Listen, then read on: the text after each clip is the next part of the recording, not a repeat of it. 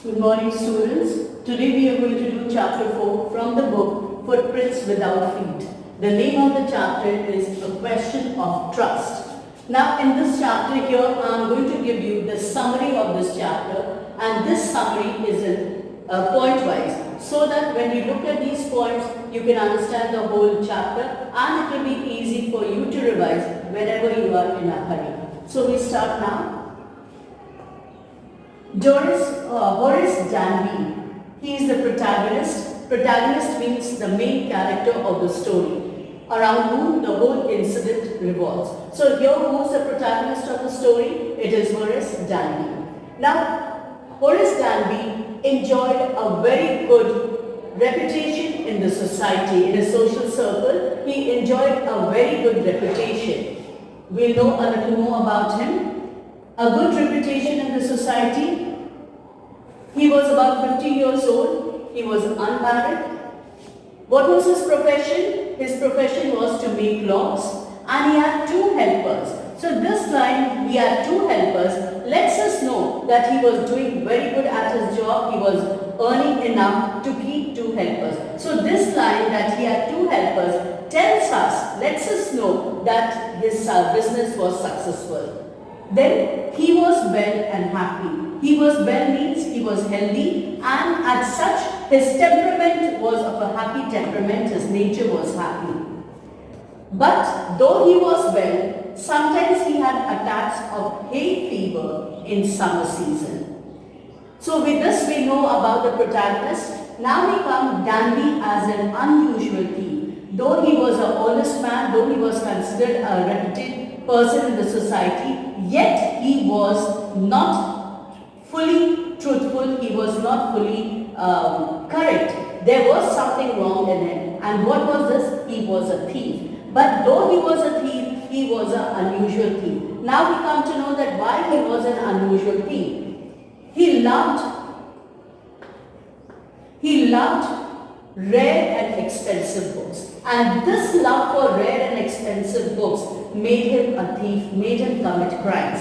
He loved to buy such books and to live comfortable life. So to buy these, his love for rare and expensive books made him steal, made him rob, and as a result, this time also he had come here to steal.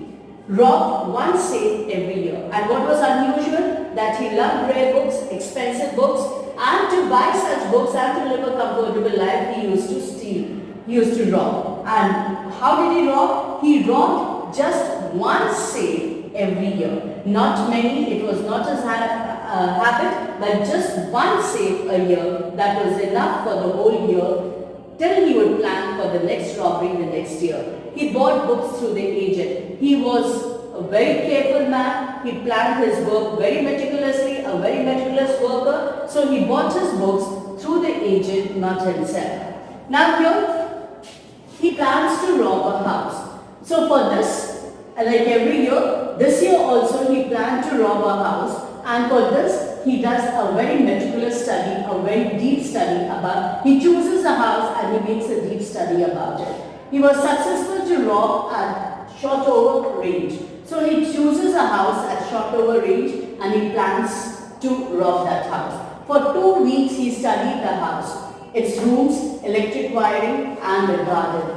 Everything he read for 2 weeks very carefully about his plan. Intention. And why did he read about it? Why did he come to know about this house? Because intention of robbery. Now he knew that the family was away to London. He knew that the family was away in London, and he also knew that the servants were going for a movie that particular afternoon. He was hiding before the house, somewhere near the house, and while going out, he saw where the servants had hung the key. The key is hung by the servant where it was. So everything had become very easy for him. He knew that the family was away. He knew that the servants were away for a movie, and for next 3 to 4 hours they did not come. And this 3 to 4 hours was enough for him to complete his robbery. And he saw that where the keys were hung by the servant. So everything put together, the work was made easy. Now he goes inside, Danby inside the house. About 15,000 jewelry. He knew that in that safe there was jewelry worth 15,000. He entered the house with his tools. He puts his gloves, took the keys and opens the door, and he enters the house.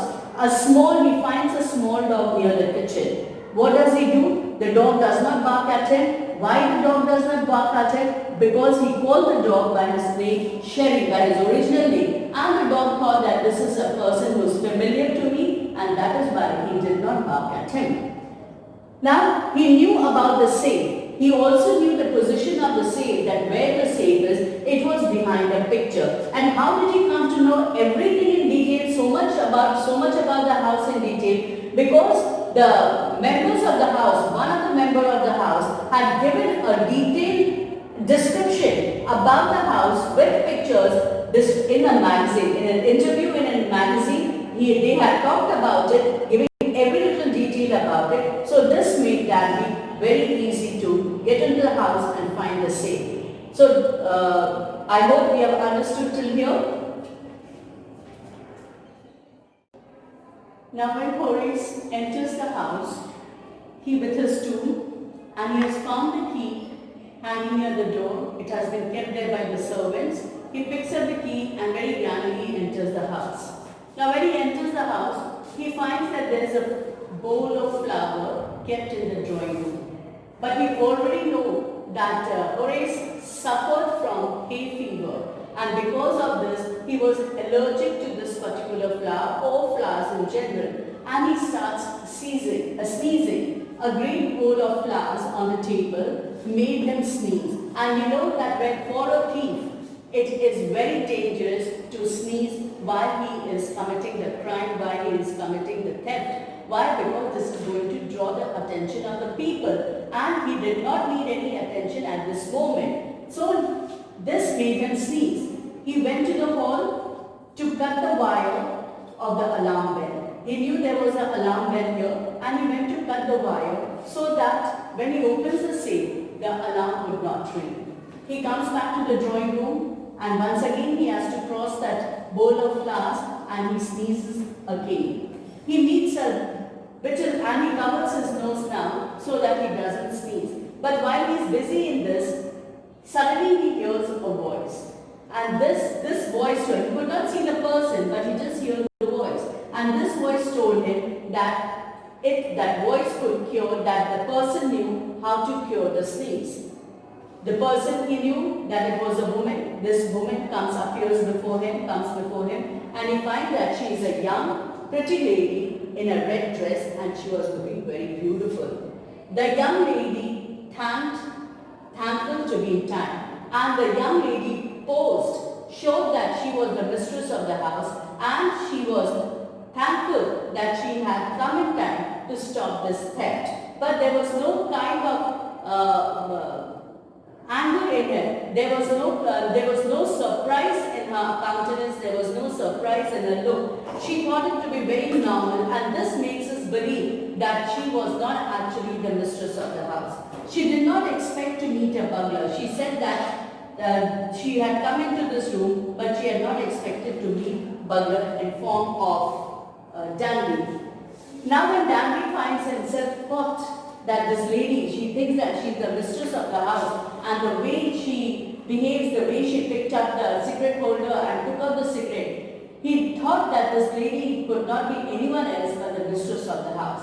So he pleads for going free, requests that he has not yet committed any theft, any robbery, so he should be allowed to go. Young lady, confident, asked, she seemed very confident, and asked about Horace in the room, and she said that what was Horace doing in that room, and she also threatened to call the police. Horace confessed that he hated going to prison.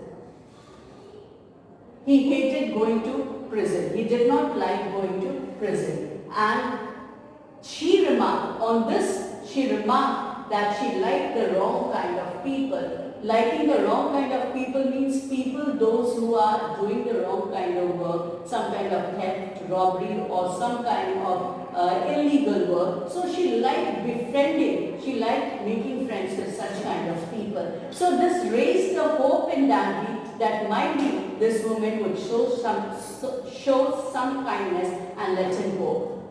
She said that she was ready to help Danby and let him go free on one condition, and that condition was that he would break open the safe. That if he broke open the safe, then she would allow him to go out. Why? Because she had forgotten the code, and as her husband was away, she needed to wear those jewelry that evening, and as her husband was away, she needed to break open the safe, and she thought that if he helped her to do it, she would let him go free. Horace, to buy his freedom, to get his freedom, he agreed without thinking about much, and he opened the safe.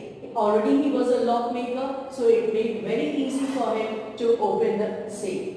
Now, when he thought that he has got his freedom, he was back home, but 2 days later, he got arrested. Why? How did he get arrested? Because his fingerprints all over the place. He had left his fingerprints all over the place. As such, Horace Danby was a very meticulous worker. For last 15 years, he had not been caught once. Every year he would steal, he would rob, he would break open a safe, but never for once also in the last 15 years he was not caught. So this time also he thought that this robbery is also going to be successful like all the others, but it did not happen this time. He had left fingerprints all over the place, but you remember he had worn his gloves while entering the house. So how come his fingerprints were there?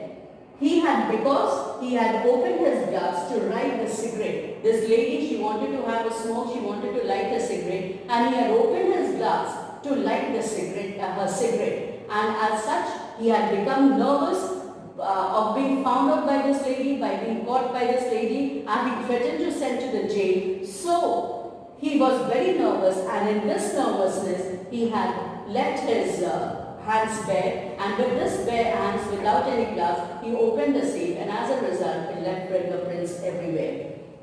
So when he was caught by the police, he saw the real landlady of the house, the real mistress of the house. She was not at all like that that young woman, but she was a 60-year-old woman. And when Danby told her about his story, that he had been asked by the mistress to open the story, she was not ready to buy his story, she was not ready to agree to it, she was not ready to understand the story, and she calls it to be a nonsense. Now, Horace is arrested, he is sentenced to the jail, and he regrets.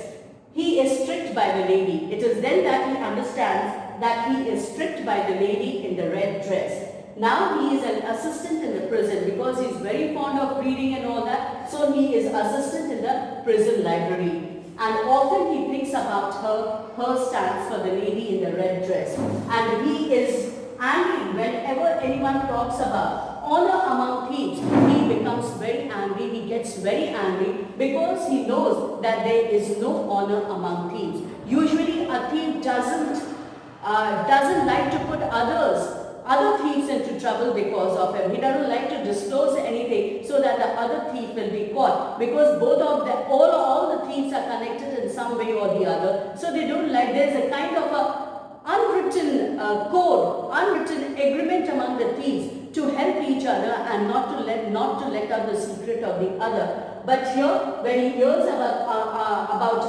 honor among thieves, he does not agree to this phrase or this line. Why? Because he was cheated by this lady. Thank you very much. I hope this summary is going to help you to understand the chapter. Thank you.